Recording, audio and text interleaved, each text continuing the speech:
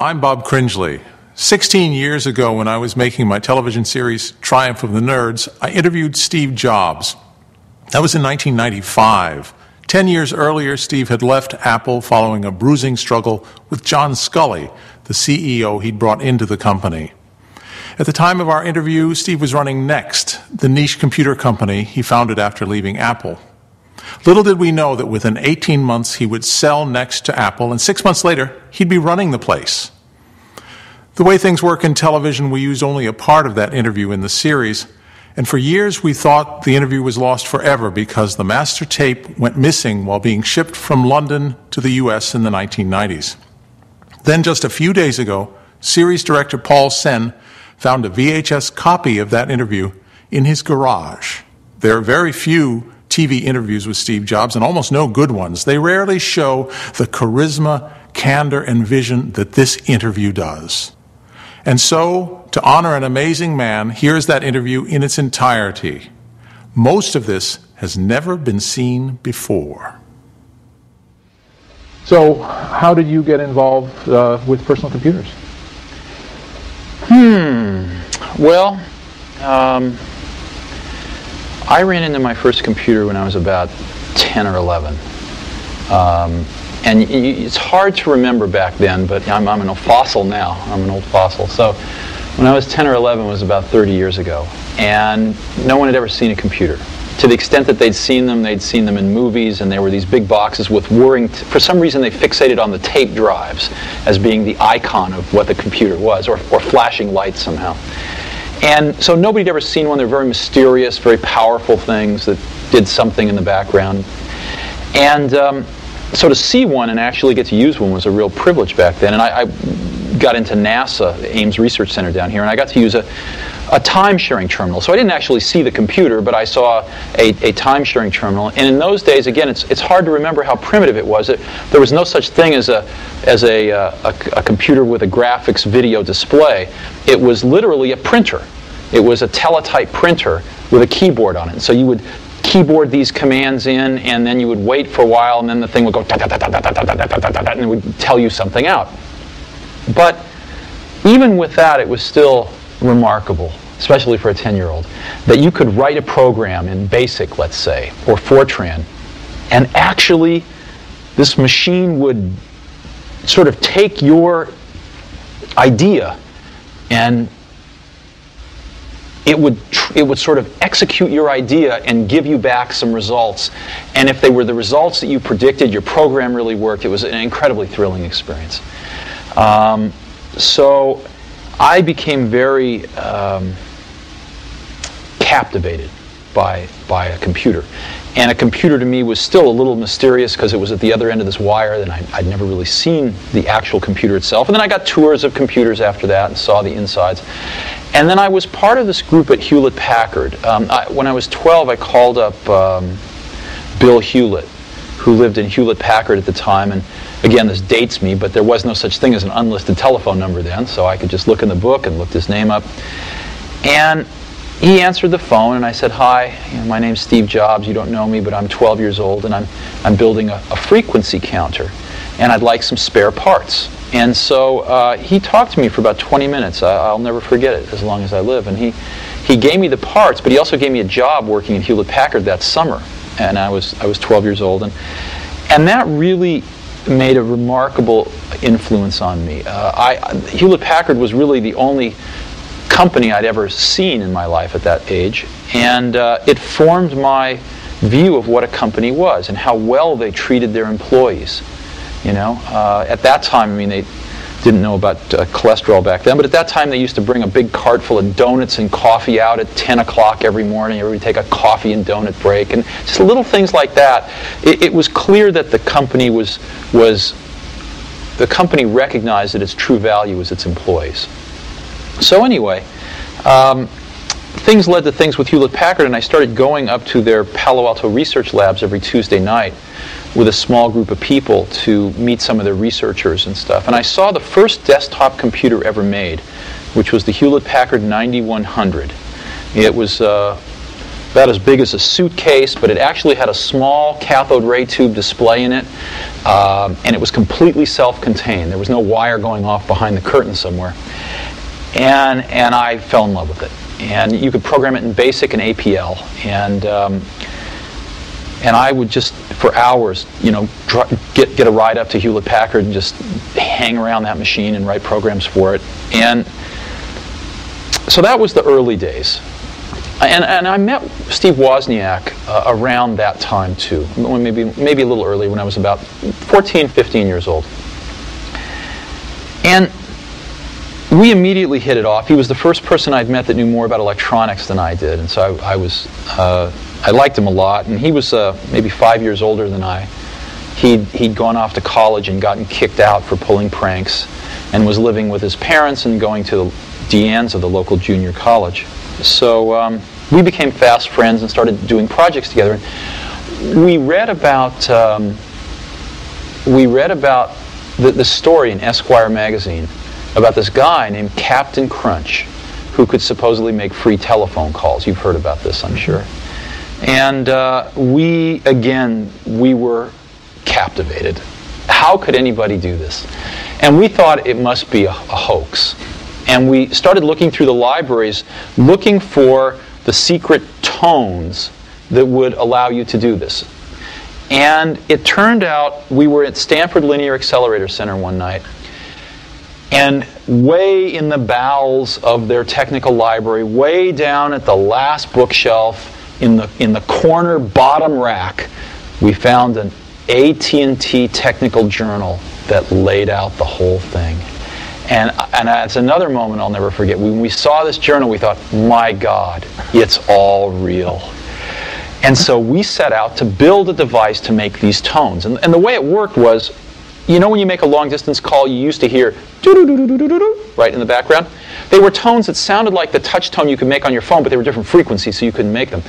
It turned out that was the signal from one telephone computer to another, controlling the computers in the network. And AT&T made a fatal flaw when they designed the original telephone network, digital telephone network, was they put the signaling from computer to computer in the same band as your voice, which meant that if you could make those same signals, you could put it right in through the handset. And literally, the entire AT&T international phone network would think you were an AT&T computer. So after 3 weeks, we finally built a box like this that worked. And I remember the first call we made was down to LA, so one of Woz's relatives down in Pasadena. We dialed the wrong number. But we woke some guy up in the middle of the night, and we were yelling at him like, don't you understand, we made this call for free? And this person didn't appreciate that. But it was miraculous. And we built these little boxes to do blue boxing, as it was called. And we put a little note in the bottom of them. Our logo was, he's got the whole world in his hands. And they worked. We built the best blue box in the world. It was all digital, no adjustments, and so you could go up to a payphone and you could take a trunk over to White Plains, and then take a satellite over to Europe, and then go to Turkey, take a cable back to Atlanta, and you could go around the world. You could go around the world 5 or 6 times, because we learned all the codes for how to get on the satellites and stuff. And then you could call the payphone next door, and so you could shout in the phone, and after about a minute it would come out the other phone. It was miraculous. And you might ask, well, what's so interesting about that? What's so interesting is that we were young, and what we learned was that we could build something ourselves that could control billions of dollars worth of infrastructure in the world. That was what we learned, was that us two, we didn't know much, we could build a little thing that could control a giant thing. And that was an incredible lesson. I don't think there would have ever been an Apple computer had there not been blue boxing. Well, I said you called the Pope. Yeah, we did call the Pope. He pretended to be Henry Kissinger. And we got the number of the Vatican, and we called the Pope. And they started waking people up in the hierarchy, I don't know, cardinals and this and that. And they actually sent someone to wake up the Pope. When finally we just burst out laughing, and they realized that we weren't Henry Kissinger. And so we never got to talk to the Pope, but it was very funny. So the jump from blue boxes to personal computers, what sparked that? Well, Necessity, in the sense that there was time-sharing computers available, and there was a time-sharing company in Mountain View that we could get free time on. So, but we needed a terminal, and we couldn't afford one, so we designed and built one. And that was the first thing we ever did. We built this terminal. And so what an Apple I was really an extension of this terminal, putting a microprocessor on the back end. That's what it was. It was really kind of two separate projects put together. So first we built the terminal, and then we built the Apple I. And we really built it for ourselves because we couldn't afford to buy anything. And we'd scavenge parts here and there and stuff. And we build these all by hand. I mean, they'd take, 40 to 80 hours to build one, and then they'd always be breaking because there's all these tiny little wires. And so it turned out a lot of our friends wanted to build them too. And although they could scavenge most of the parts as well, they didn't have the sort of skills to build them that we had acquired by training ourselves through building them. And so we ended up helping them build most of their computers, and it was really taking up all of our time. And we thought, if we could make what's called a printed circuit board, which is a piece of fiberglass with copper on both sides that's etched to form the wires, so that you could build a computer, you could build an Apple I in a few hours instead of 40 hours. If we only had one of those, we could sell them to all our friends for as much as it cost us to make them and make our money back, and everybody be happy, and we'd say, we get a life again. So we did that. I sold my Volkswagen bus, and Steve sold his calculator, and we got enough money to pay a friend of ours to make the artwork to make a printed circuit board. And we made some printed circuit boards, and we sold some to our friends. And I was trying to sell the rest of them so that we could get our microbus and calculator back. And I walked into the first computer store in the world, which was the Byte Shop of Mountain View, I think, on El Camino. It metamorphosized into an adult bookstore a few years later. But at this point, it was the Byte Shop. And the person that ran it, I think his name was Paul Terrell, he said, I'll take 50 of those. I said, this is great. He said, but I want them fully assembled. We'd never thought of this before. So we then kicked this around. We thought, why not? Why not try this? And so I spent the next several days on the phone talking with electronics parts distributors. We didn't know what we were doing. And we said, look, here's the parts we need. We figured we'd buy 100 sets of parts, build 50, sell them to the Byte Shop for twice what it cost us to build them, therefore paying for the whole 100, and then we'd have 50 left, and we could make our profits by selling those. So we convinced these distributors to give us the parts on net 30 days credit. We had no idea what that meant. Net 30, sure, sign here. And so we had 30 days to pay them. And so we bought the parts, we built the products, and we sold 50 of them to the Byte Shop in Palo Alto and got paid in 29 days, and then went and paid off the parts people in 30 days. And so we were in business. But we had the classic Marxian profit realization crisis, in that our profit wasn't in a liquid currency, our profit was in 50 computers sitting in the corner. So then all of a sudden we had to think, wow, how are we going to realize our profit? And so we started thinking about distribution. Are there any other computer stores? And we started calling the other computer stores that we'd heard of across the country, and we just kind of eased into business that way. The third key figure in the creation of Apple was former Intel executive Mike Markkula. I asked Steve how he came aboard. We were designing the Apple II, and we really had some much higher ambitions for the Apple II. Woz's ambitions were he wanted to add color graphics. My ambition was that it was very clear to me that while there were a bunch of hardware hobbyists that could assemble their own computers, or at least take our board and add the transformers for the power supply and the case and the keyboard and go get etc., go get the rest of the stuff. For every one of those, there were 1,000 people that couldn't do that but wanted to mess around with programming. Software hobbyists. Just like I had been when I was, 10, discovering that computer. And so my dream for the Apple II was to sell the first real packaged computer. Packaged personal computer, where you didn't have to be a hardware hobbyist at all. And so combining both of those dreams, we actually designed the product. And I found a designer, and we designed the packaging and everything. And we wanted to make it out of plastic, and we had the whole thing ready to go. But we needed some money for tooling the case and things like that. We needed a few $100,000. And this was way beyond our means. So I went looking for some venture capital. And I ran across one venture capitalist named Don Valentine, who came over to the garage, and he later said I looked like a renegade from the human race. That was his famous quote. And he said he wasn't willing to invest in us, but he recommended a few people that might, and one of them was Mike Markkula. So I called Mike on the phone, and Mike came over, and Mike had retired at about 30 or 31 from Intel. He was a product manager there and gotten a little bit of stock, and made like $1 million on stock options, which at that time was quite a lot of money. And he'd been investing in oil and gas deals and kind of staying home and doing that sort of thing. And he, I think, was kind of antsy to get back into something. And Mike and I hit it off very well. And so Mike said, okay, I'll invest after a few weeks. And I said, no, we don't want your money. We want you.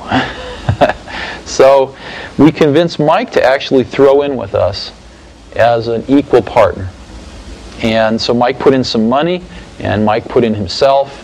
And the three of us went off, and we took this design that was virtually done with the Apple II and tooled it up and announced it a few months later at the West Coast Computer Fair. What was that like? It was great. We got the best. I mean, the West Coast Computer Fair was small at that time, but to us it was very large. And so we had this fantastic booth there. We had a projection television showing the Apple II and showing its graphics, which today look very crude, but at that time were by far the most advanced graphics on a personal computer.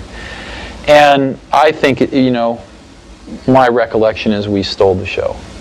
And a lot of dealers and distributors started lining up, and we were off and running. How old were you? 21. 21. Yeah. You're 21. You're a big success. You just sort of done it by the seat of your pants. You don't have any particular training in this. How do you learn to run a company?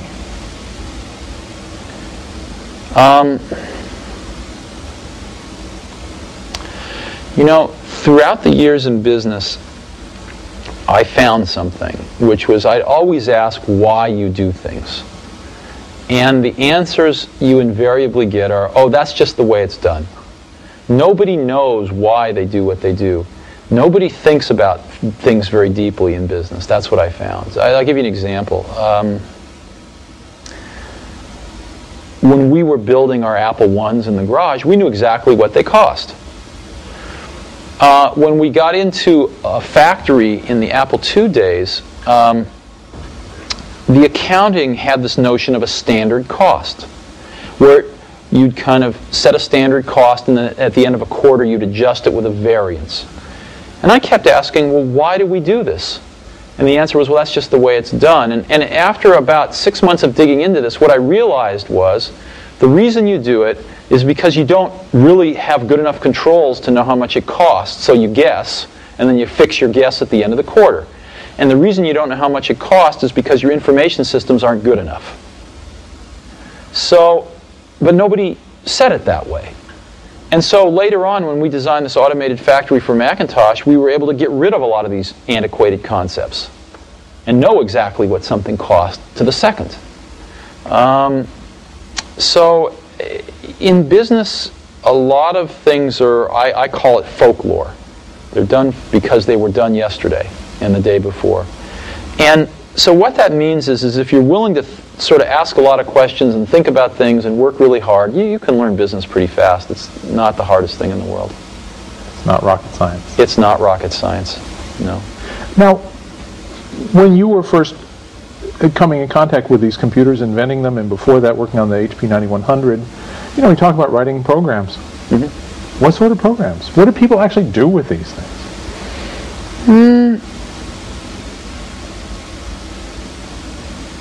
See, what we did with them, well, I'll give you a simple example. When we were designing our Blue Box, we wrote a lot of custom programs to help us design it. you know, and to do a lot of the dog work for us in terms of calculating master frequencies with subdivisors to get other frequencies and things like that. We used the computer quite a bit to calculate, you know, how much error we would get in the frequencies and how much could be tolerated. So we used them in our work, but much more importantly, it had nothing to do with using them for anything practical. It had to do with using them to be a mirror of your thought process, to actually learn how to think. In other words, I think the greatest value of learning how to, I think everybody in this country should learn how to program a computer. Should learn a computer language because it teaches you how to think. It's like going to law school. I don't think anybody should be a lawyer, but I think going to law school would actually be useful because it teaches you how to think in a certain way. In the same way that computer programming teaches you in a slightly different way how to think. And so I view computer science as a liberal art. It should be something that everybody learns, you know, takes a year in their life. One of the courses they take is, you know, learning how to program. Yeah, but I learned APL, which, you know, obviously is part of the reason why I'm going through life sideways. Was it you look back and consider it an enriching experience that taught you to think in a different way, or not? No, not that particularly. Okay. Not other languages, perhaps more so. Yeah. But I started with APL. Uh-huh. I mean, obviously, the Apple II was a terrific success. Yeah. Just incredibly so, and the company grew like Topsy, and eventually went public, and you guys got really rich. What's it like to get rich? It's very interesting. I was worth about over $1 million when I was 23, and over $10 million when I was 24, and over $100 million when I was 25. And it wasn't that important because I never did it for the money.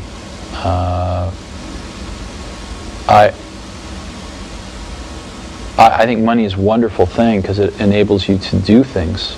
It enables you to invest in ideas that don't have a short-term payback and things like that. But especially at that point in my life, it was not the most important thing. The most important thing was the company, the people, the products we were making, what we were going to enable people to do with these products. So I didn't think about it a great deal. You know, I never sold any stock and just really believed that the company would do very well over the long term. Central to the development of the personal computer was the pioneering work being done at Xerox's Palo Alto Research Center, which Steve first visited in 1979. I had 3 or 4 people who kept bugging me that I ought to get my rear over to Xerox PARC and see what they were doing. And so I finally did. I went over there, and they were very kind, and they showed me what they were working on. And they showed me really 3 things. But I was so blinded by the first one that I didn't even really see the other 2. One of the things they showed me was object-oriented programming. They showed me that, but I didn't even see that. The other one they showed me was really a networked computer system. They had over 100 Alto computers, all networked, using email, etc., etc. I didn't even see that. I was so blinded by the first thing they showed me, which was the graphical user interface. I thought it was the best thing I'd ever seen in my life. Now, remember, it was very flawed. What we saw was incomplete. They'd done a bunch of things wrong, but we didn't know that at the time. It's still, though, they had the germ of the idea was there, and they'd done it very well. And within, 10 minutes, it was obvious to me that all computers would work like this someday. It was obvious. I mean, you could argue about how many years it would take, you could argue about who the winners and losers might be, but you couldn't argue about the inevitability of it. It was so obvious. You would have felt the same way had you been there. Those are the exact words that Paul Allen used. Yeah. It's really interesting. Yeah, it was obvious.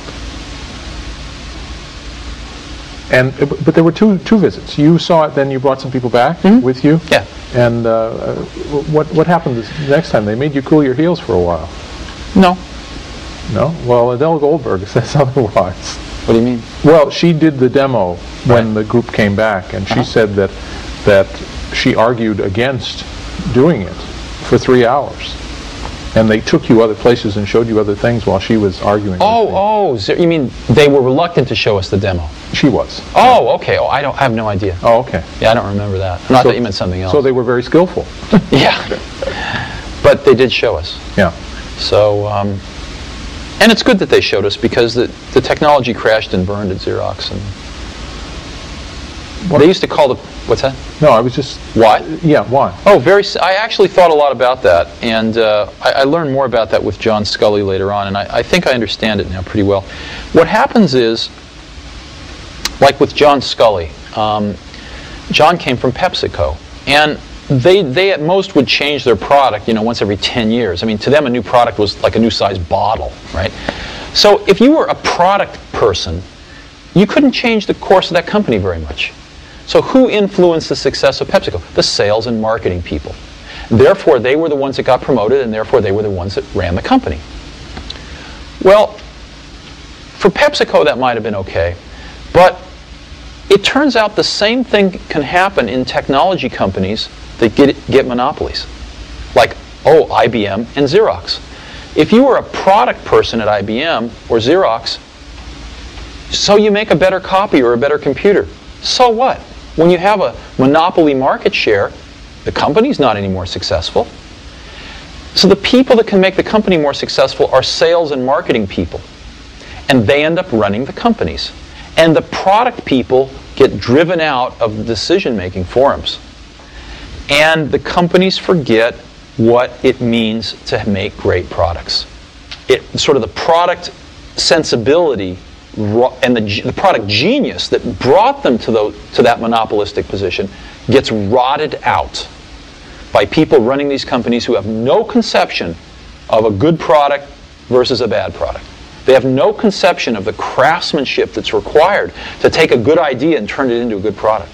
And they really have no feeling in their hearts, usually, about wanting to really help the customers. So that's what happened at Xerox. The people at Xerox PARC used to call the people that ran Xerox toner heads. And these toner heads would come out to Xerox PARC, and they just had no clue about what they were seeing. And for our audience, toner is what? Oh, toner is what you put into a copier. Yeah, the toner that you add to an industrial copier. The black stuff. The black stuff, yeah. So basically they were copier heads that just had no clue about a computer or what it could do. And so they just grabbed defeat from the greatest victory in the computer industry. Xerox could have owned the entire computer industry today. Could have been, a company 10 times its size. Could have been IBM. Could have been the IBM of the 90s. Could have been the Microsoft of the 90s. So, but anyway, that's all ancient history. It doesn't really matter anymore. Sure. You mentioned IBM. When IBM entered the market, was that a daunting thing for you at Apple? Oh, sure. Here was Apple, a $1 billion company, and here was IBM at that time, probably about a 30-some-odd billion-dollar company entering the market. Sure it was. It was very scary. We made a very big mistake, though. IBM's first product was terrible. It was really bad. And we made a mistake of not realizing that a lot of other people had a very strong vested interest in helping IBM make it better. So if it had just been up to IBM, they would have crashed and burned.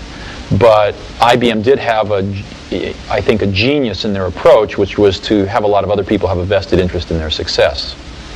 And that's what saved them in the end. So you came back from visiting Xerox PARC with a vision. Mm-hmm. And how did you implement the vision? Well, I got our best people together and started to get them working on this.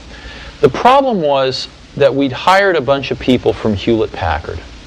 And they didn't get this idea. They didn't get it. I remember having dramatic arguments with some of these people who thought the coolest thing in user interface was soft keys at the bottom of a screen. They had no concept of proportionally spaced fonts, no concept of a mouse. Matter of fact, I remember arguing with these folks, people screaming at me that it would take us 5 years to engineer a mouse and it would cost $300 to build. And I finally got fed up. I just went outside and found David Kelly Design and asked him to design me a mouse, and in 90 days we had a mouse we could build for $15 that was phenomenally reliable. So I found that, in a way, Apple Apple did not have the caliber of people that was necessary to seize this idea in many ways. And there was a core team that did, but there was a larger team that mostly had come from Hewlett-Packard that didn't have a clue. Well, it becomes this issue of professionalism. There's a dark side and a light side to it, isn't Well, no, you know what it is? No, it's not dark and light. It's that people get confused. Companies get confused. When they start getting bigger, they want to replicate their initial success. And a lot of them think, well, somehow there's some magic in the process of how that success was created. So they start to try to institutionalize process across the company. And before very long, people get very confused that the process is the content. And that's ultimately the downfall of IBM. IBM has the best process people in the world. They just forgot about the content. And that's what happened a little bit at Apple, too. We had a lot of people who were great at management process. They just didn't have a clue as to the content. And in my career, I found that the best people, are the ones that really understand the content, and they're a pain in the butt to manage. But you put up with it because they're so great at the content. And that's what makes great products. It's not process, it's content. So we had a little bit of that problem at Apple. And that problem eventually resulted in the Lisa, which had its moments of brilliance. In a way, it was very far ahead of its time. But there wasn't enough fundamental content understanding. Apple drifted too far away from its roots. To these Hewlett-Packard guys, $10,000 was cheap. To our market, to our distribution channels, $10,000 was impossible. So we produced a product that was a complete mismatch for the culture of our company, for the image of our company, for the distribution channels of our company, for our current customers. None of them could afford a product like that. And it failed. Now you and John Couch fought for leadership of the Lisa. Absolutely, and I lost. That's correct. How did that come about? Well, I thought Lisa was in serious trouble. I thought Lisa was going off in this very bad direction, as I've just described. And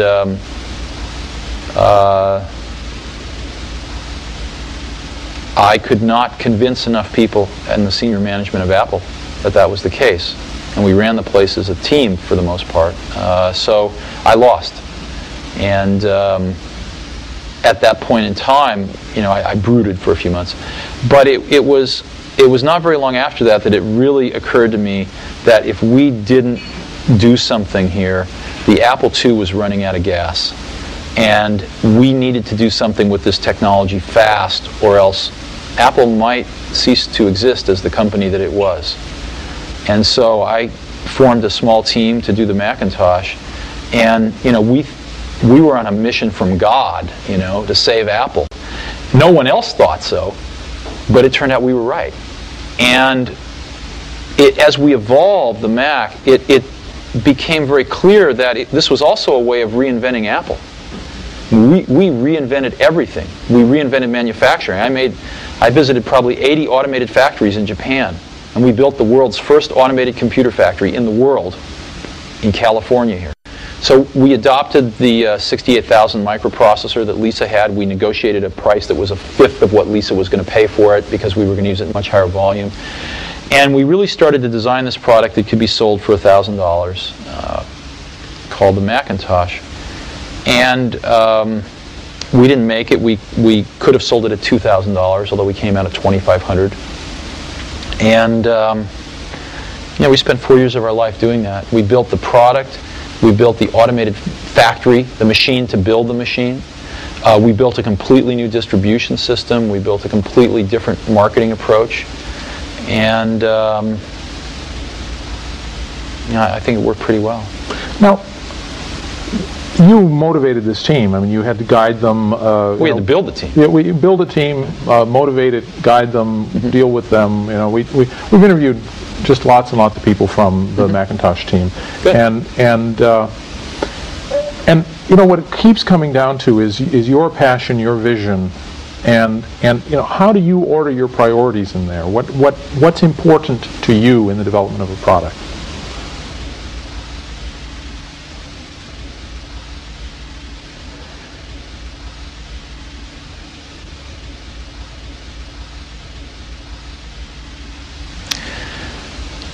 You know,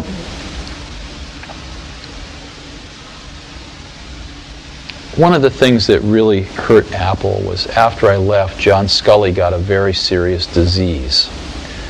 And that disease, I've seen other people get it too. It's the disease of thinking that a really great idea is 90% of the work. And that if you just tell all these other people, you know, here's this great idea, then of course they can go off and make it happen. And the problem with that is that there's just a tremendous amount of craftsmanship in between a great idea and a great product.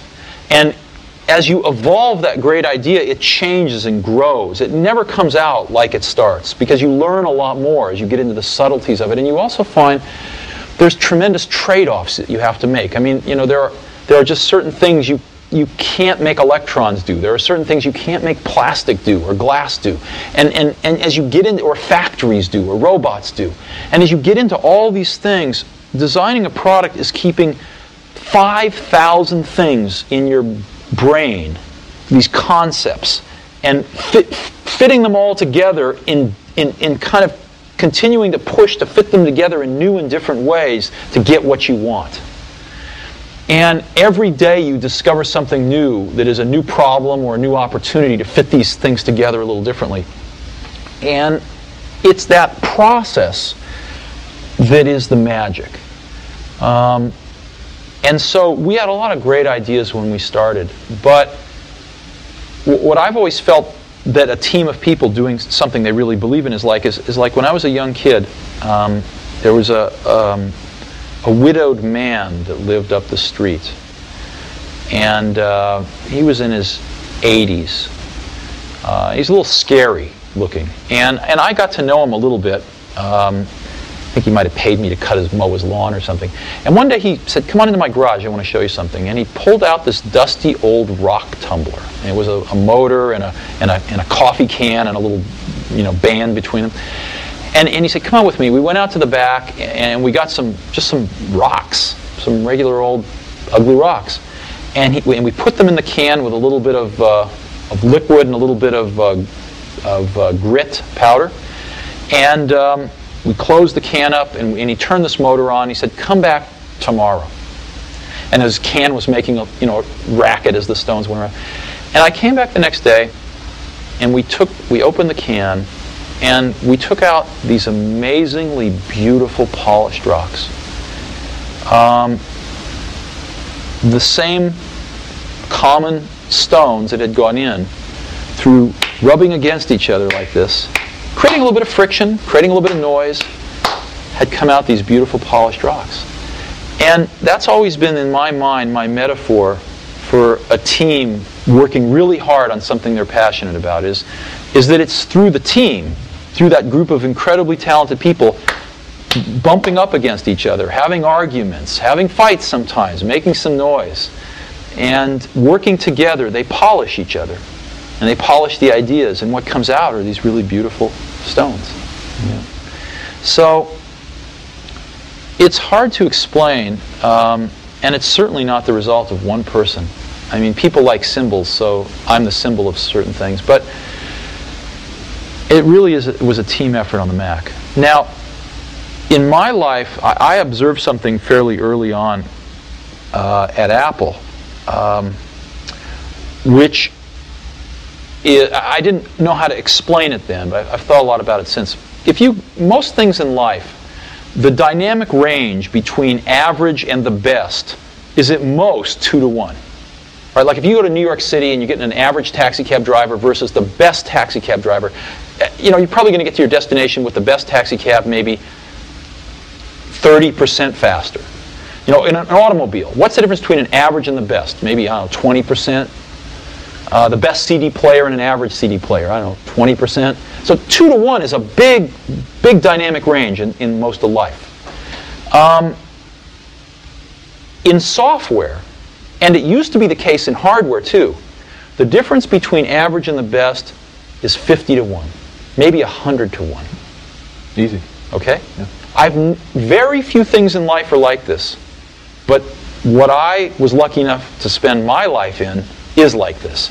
And so I've built a lot of my success off finding these truly gifted people and not settling for B and C players, but really going for the A players. And I found something.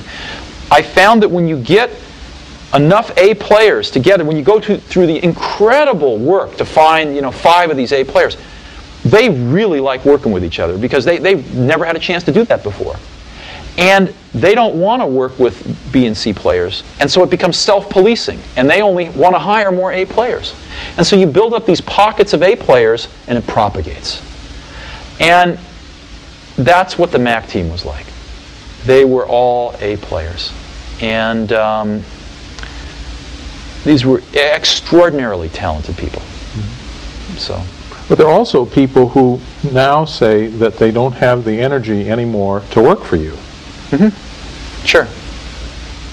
Oh, I think if you talk to a lot of people on the Mac team, they will tell you it was the hardest they've ever worked in their life. Some of them will tell you it was the happiest they've ever been in their life. But I think all of them will tell you that it is certainly one of the most intense and cherished experiences they will ever have in their life. Mm-hmm. Yeah, they did. So, it's some of those things you are not sustainable for some people. What does it mean when you tell someone their work is shit? It usually means their work is shit. Sometimes it means I think your work is shit and I'm wrong. But usually it means their work is not anywhere near good enough. We have this great quote from Bill Atkinson who says, when you say someone's work is shit, you really mean, I don't quite understand it, would you please explain it to me? No, that's not usually what I meant.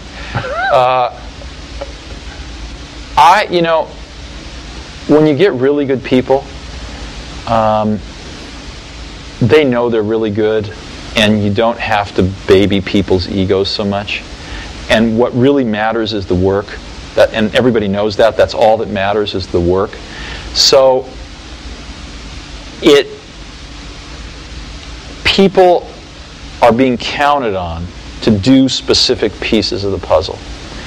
And the most important thing I think you can do for somebody who's really good and who's really being counted on is to point out to them when their work isn't good enough.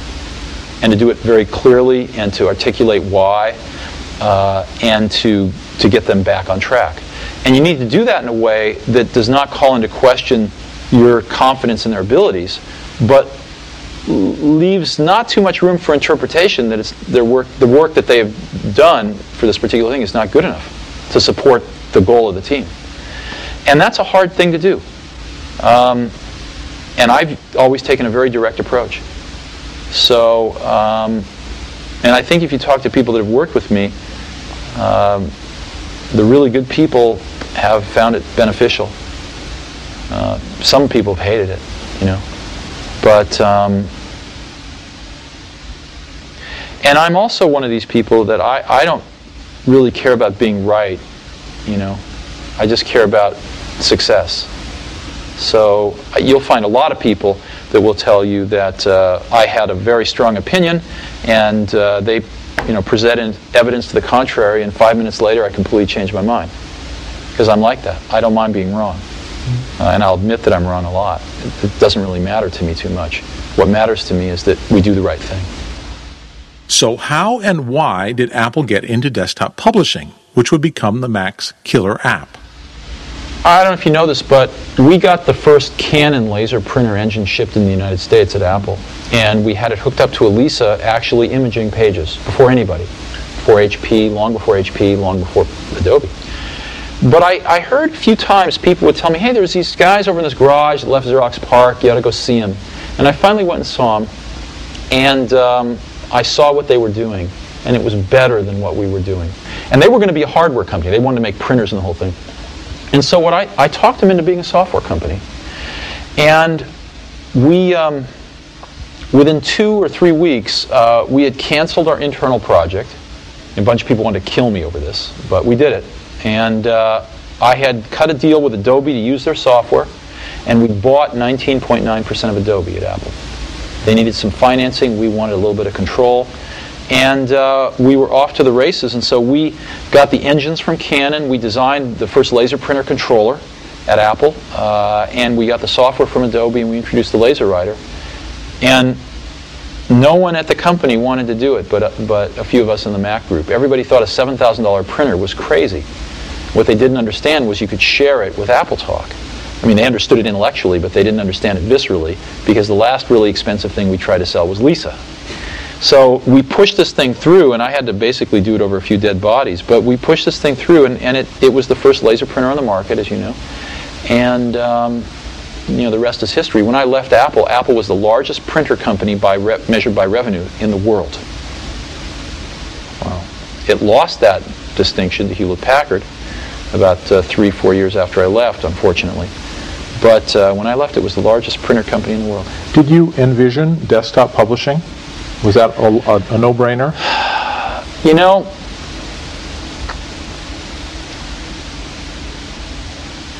yes, but we also envisioned really the networked office. Mm-hmm. And so in January of 1995, when we had our annual meeting and introduced our new products, I made probably the largest marketing blunder of my career. 1985, sorry. Yeah. Made probably the largest marketing blunder of my career by announcing the Macintosh Office instead of just desktop publishing. Mm. And we had desktop publishing as a major component of that, but we announced a bunch of other stuff as well, and I think we should have just focused on desktop publishing at that time. After serious disagreements with Apple's CEO John Sculley, Steve left the company in 1985. Tell us about your departure from Apple. Oh, it was very painful. I'm not even sure I want to talk about it. What can I say? I hired the wrong guy. That was Sculley? Yeah. And he destroyed everything I'd spent 10 years working for. Starting with me, but that wasn't the saddest part. I would have gladly left Apple if Apple would have turned out like I'd wanted it to. He basically got on a rocket ship that was about to leave the pad, and the rocket ship left the pad, and it kind of went to his head. He got confused and thought that he built the rocket ship. And then he kind of sort of changed the trajectory so that it was inevitably going to crash into the ground. Well, it was always in the pre-Macintosh days and the early Macintosh days, it was always the Steve and John show. You know, you two were kind of joined at the hip for a while there. And then something happened to split you. What was that? That's correct. What was that catalyst? What happened was that the industry went into a recession in late 1984. Sales started seriously contracting. And John didn't know what to do. He had not a clue. And there was a leadership vacuum at the top of Apple. There were fairly strong general managers running the divisions. I was running the Macintosh division. Somebody else was running the Apple II division, etc. There were some problems with some of the divisions. There was a person running the storage division that was completely out to lunch, and a bunch of things that needed to be changed. But all of those problems got put in a pressure cooker because of this contraction in the marketplace. And there was no leadership. And John was in a situation where the board was not happy and where he was probably not long for the company. And one thing I did not ever see about John until that time was he had an incredible survival instinct. Somebody once told me this guy didn't get to be the president of PepsiCo without these kinds of instincts, and it was true. And John decided that a really good person to be the root of all these problems would be me. And so we came to loggerheads. And John had cultivated a very close relationship with the board, and they believed him. So that's what happened. So there were competing visions for the company. Oh, clearly. And well, not so much competing visions for the company, because I don't think John had a vision for the company. Well, I guess I'm asking, what was your vision that lost out in this instance? It wasn't an issue of vision. It was an issue of execution, in the sense that my belief was that Apple needed much stronger leadership to sort of unite these various factions that we created with the divisions, that the Macintosh was the future of Apple, that we needed to rein back expenses dramatically in the Apple II area, that we needed to be spending very heavily in the Macintosh area, things like that. And John's vision was that he should remain the CEO of the company, and anything that would help him do that would be acceptable. So I think that Apple was in a state of paralysis in the early part of 1985, and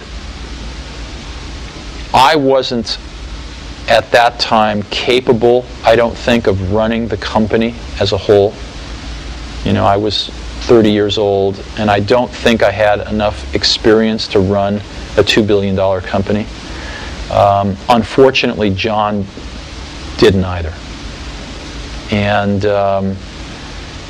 so anyway, I was told in no uncertain terms that there was no job for me. It was really, really tragic. Siberia. Yeah, it would have been far smarter for Apple to sort of, let me work on the next. I volunteered. I said, why don't I start a research division? And give me a few $1 million a year, and I'll go hire some really great people, and we'll do the next great thing. And I was told there was no opportunity to do that. Oh wow. So, and my office was taken away. It was. I'll get real emotional if we keep talking about this. So anyway, but that's irrelevant. I'm just one person, and the company was a lot more people than me. So that's not the important part. The important part was the values of Apple, over the next several years were systematically destroyed. I then asked Steve for his thoughts on the state of Apple. Remember, this was 1995, a year before he would go back to Apple. Remember, too, that when Apple bought Next a year after this interview, Steve immediately sold the Apple stock he received as part of the sale. Apple's dying today. Apple's dying a very painful death. It's on a glide slope to die. And the reason is because, when I walked out the door at Apple, we had a 10-year lead on everybody else in the industry. Macintosh was 10 years ahead. We watched Microsoft take 10 years to catch up with it. Well, the reason that they could catch up with it was because Apple stood still. The Macintosh that's shipping today is like, 25% different than the day I left. They've spent hundreds of millions of dollars a year on R&D. A total of probably $5 billion on R&D. What did they get for it? I don't know. But it was... What happened was the understanding of how to move these things forward and how to create these new products somehow evaporated. And I think a lot of the good people stuck around for a while, but there wasn't an opportunity to get together and do this because there wasn't any leadership to do that. So what's happened with Apple now is that they've fallen behind in many respects, certainly in market share, and most importantly, their differentiation has been eroded by Microsoft. And so what they have now is they have their installed base, which is not growing and which is shrinking slowly, but will provide a good revenue stream for several years. But it's a glide slope that's just going to go like this. Yeah. So. It's unfortunate, and I don't really think it's reversible at this point in time. Neither do I. What about Microsoft? That's the juggernaut now, right? And it's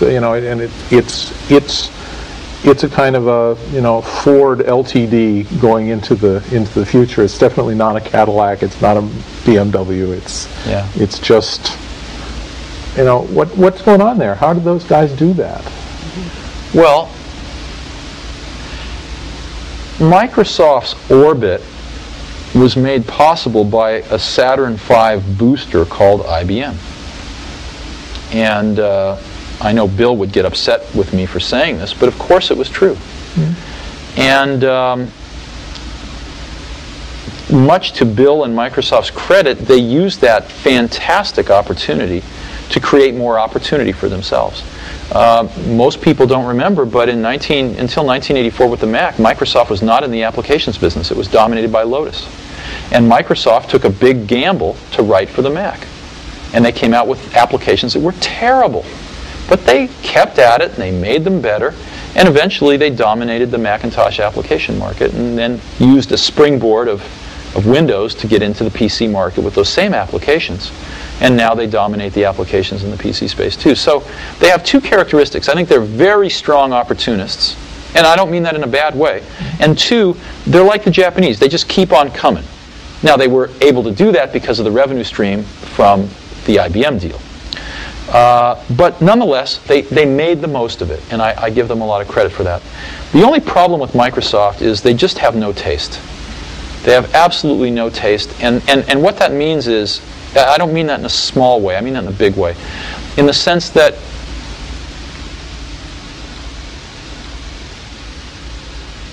they don't think of original ideas, and they don't bring much culture into their product. And you say, well, why is that important? Well, you know, proportionally spaced fonts come from typesetting and beautiful books. That's where one gets the idea. If it weren't for the Mac, they would never have that in their products. And so I guess I am saddened, not by Microsoft's success. I have no problem with their success. They've earned their success, for the most part. I have a problem with the fact that they just make really third-rate products. Their products have no spirit to them. Their products have no sort of spirit of enlightenment about them. They are very pedestrian. And the sad part is that most customers don't have a lot of that spirit either.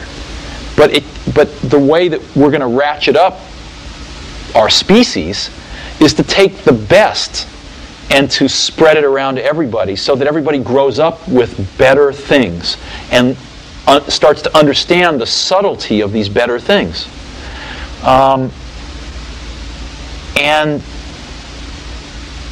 And Microsoft's just, you know, it's McDonald's. So that's what saddens me. Not that Microsoft is one, but that Microsoft's products don't display more insight and more creativity. So what are you doing about it? Tell us about Next. Well, I'm not doing anything about it. Okay. Because Next is too small of a company to do anything about that. I'm just watching it. And there's really nothing I can do about it. Next, we talked about Next, the company Steve was running in 1995, which Apple was soon to buy. Next software would become the heart of the Mac in the form of OS X. You don't really want to hear about Next, do you? Yes, I do. You do? Okay.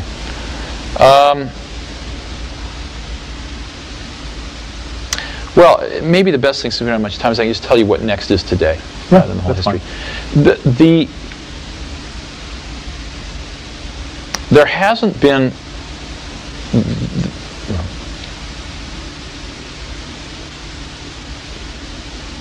Clearly, the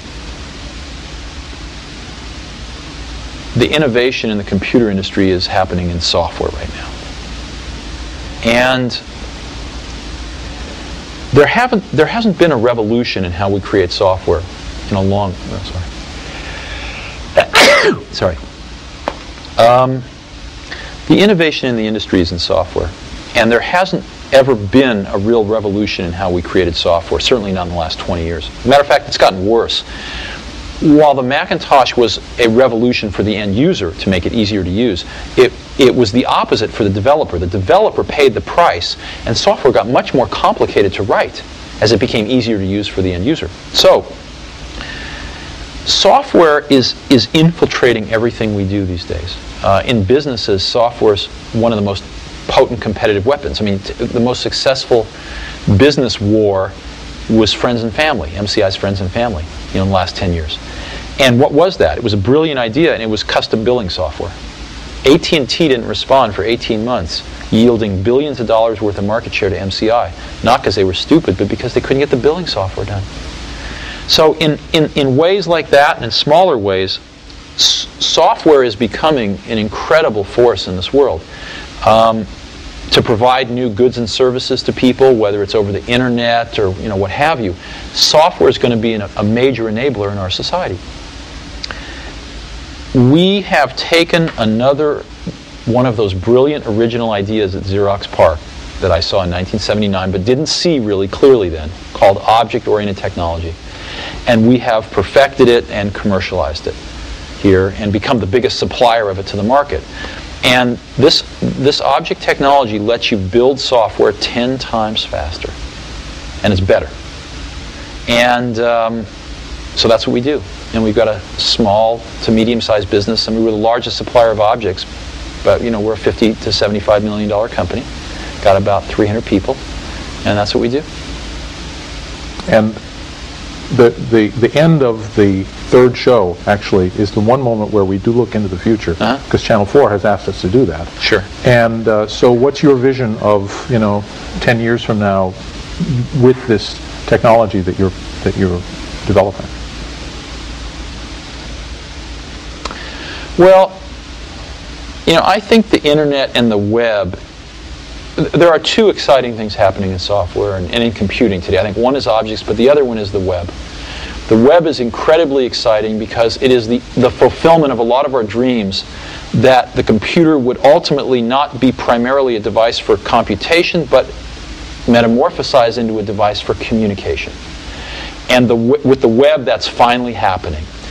And secondly, it's exciting because Microsoft doesn't own it, and therefore there's a tremendous amount of innovation happening. So I think that the web is going to be profound in what it does to our society. As you know, about 15% of the goods and services in the U.S. are sold via catalogs or over the television. All that's going to go on the web and more. Billions and billions, soon tens of billions of dollars worth of goods and services are going to be sold on the web. If you could, a way to think about it is the ultimate direct-to-customer distribution channel. Another way to think about it is the smallest company in the world can look as large as the largest company in the world on the web. So I guess I think the web, as we look back 10 years from now, the web is going to be the defining technology, the defining social moment for computing. And I think it's going to be huge. I think it's breathed a whole new generation of life into personal computing.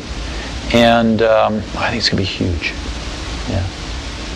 And you're making software that... Oh, absolutely, but so is everybody. I mean, just forget about what we're doing. Just as an industry, the web is going to open a whole new door to this industry. Yeah. It's another one of those things that it's obvious once it happens. But 5 years ago, who would have guessed? Right. That's right. Yeah. Isn't this a wonderful place we live in? I was keen to know about Steve's passion. What drove him? I read an article when I was very young in Scientific American, and it measured the efficiency of locomotion for various species on the planet. So for, bears and chimpanzees and raccoons and birds and fish, how many kilocalories per kilometer did they spend to move? And humans were measured too. And the condor won. It was the most efficient. And mankind, the crown of creation, came in with a rather unimpressive showing about a third of the way down the list. But somebody there had the brilliance to test a human riding a bicycle.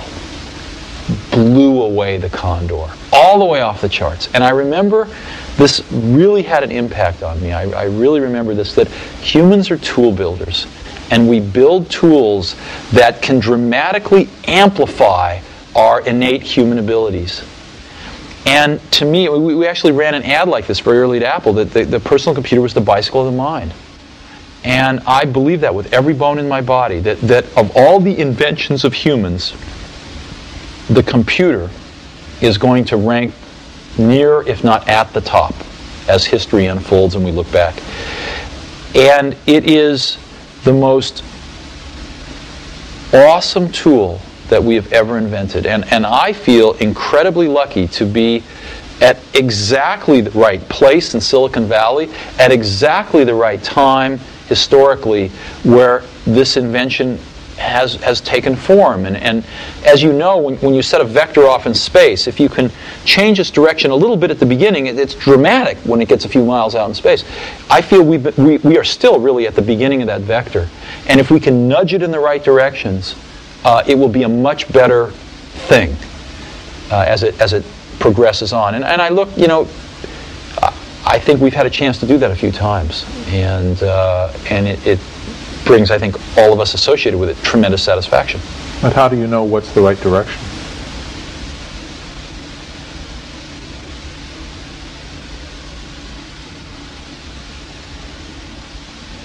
You know, ultimately it comes down to taste. It comes down to taste. It comes down to trying to expose yourself to the best things that humans have done, and then try to bring those things in to what you're doing. I mean, Picasso had a saying, he said, good artists copy, great artists steal. And we have, you know, always been shameless about stealing great ideas. And I think part of what made the Macintosh great was that the people working on it were musicians and poets and artists and zoologists and historians who also happen to be the best computer scientists in the world. But if it hadn't been for computer science, these people would have all been, you know, doing amazing things in life in other fields. And they brought with them, we all brought to this effort a very liberal arts sort of air, a very liberal arts attitude that we wanted to pull in the best that we saw in these other fields into this field. And I don't think you get that if you're very narrow. One of the questions I asked everyone in the series was, are you a hippie or a nerd? Oh, if I had to pick one of those two, I'm clearly a hippie. Yeah. Yeah. Okay, that and 30 and seconds. All the people I work with were clearly in that category too. Really? Yeah. Yeah. Yeah, why? I mean, is it you seek out hippies, or they are attracted to you? Well, ask yourself, what is a hippie? I mean, this is an old word that has a lot of connotations, but to me, you know, because I grew up, I mean, remember that the 60s happened in the early 70s, right? So we have to remember that. And that's sort of when I came of age. So I saw a lot of this. And, you know, a lot of it happened right in our backyard here. So, to me, the spark of that was that there was something beyond sort of what you see every day. There's something going on here in life beyond just a job and a family and 2 cars in the garage and a career. There's something more going on. There's another side of the coin that we don't talk about much, and we experience it when there's gaps, when we kind of just aren't really, when everything's not ordered and perfect, when there's kind of a gap, you experience this inrush of something. And a lot of people have set off throughout history to find out what that was. You know, whether it's Thoreau or whether it's, you know, some Indian mystics or whoever it might be. And the hippie movement got a little bit of that, and they wanted to find out what that was about. And that life wasn't about what they saw their parents doing. And of course the pendulum swung too far the other way and it was crazy. But there was a germ of something there. And it's the same thing that causes people to want to be poets instead of bankers, you know? And I think that's a wonderful thing. And I think that same spirit can be put into products. And those products can be manufactured and given to people, and they can sense that spirit. I mean, if you talk to people that use the Macintosh, they love it. I mean, you don't hear people loving products very often, really. But you could feel it in there. There was something really wonderful there. So I don't think that most of the really best people that I've worked with have worked with computers for the sake of working with computers. They've worked with computers because they are the medium that is best capable of transmitting some feeling that you have, that you want to share with other people. Does that make any sense to you? Oh, yeah. And, before they invented these things, all these people would have done other things. But computers were invented, and they did come along, and all these people did get interested in school or before school, and said, hey, this is the medium that I think I can say something in. Mm-hmm.